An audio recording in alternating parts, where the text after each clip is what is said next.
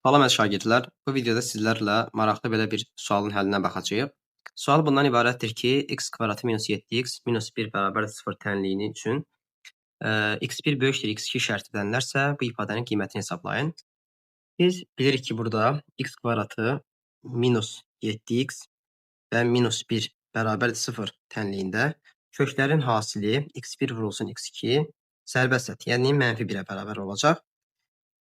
Kökləri cəmi isə mənfi b-yə bərabər olacaq və bu b əmsalı, yəni x-in əmsalı mənfi olduğuna görə bu müsbət 7 edəcək. Digər tərəfdən isə bizə şərtdə verilib ki, x1 x2-dən böyükdür. Biz burada x1 və x2-nin öz işarələrini təyin etsək, x1 ilə x2-nin hasili bizə mənfi 1 verilir.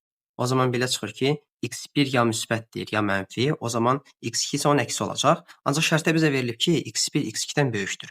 O zaman x1 burada müsbət olacaq, yəni 0-dan böyük olacaq, x2 isə mənfi olacaq. Bu şərtlərə əsasən verilmiş ifadəni biz sadələşdirsək, bərabər olur burada 3 vurulsun x1 modulla çıxacaq burada. Köklə kvadratlar gedir və modul daxili çıxır. Çıxılsın modulla x2 və çıxılsın x1 çıxılsın x2, bu da modulla çıxacaq. x1 minus x2 bərabərdir.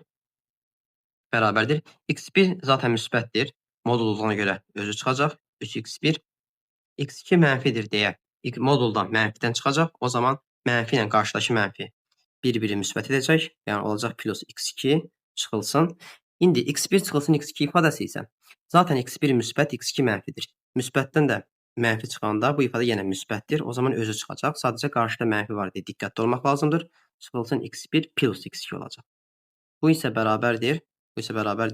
Burada 3x1-dən x1 çıxsaq, yerdə qalar x1. 2x1-in də cəmi edəcək ilə plus 2 dənə x2. Daha doğrusu x2. Buradan alırıq ki, verilmiş ifadədə biz 2-ni mötərizə xaricində çıxarsaq, yerdə qalır x1 plus x2. Və burada biz x1 ilə x2 cəmin tənliyə əsasən müsbət 7 tapmışdıq. Yəni 2 vurulsun 7. Bu da bərabər olacaq 14-ə.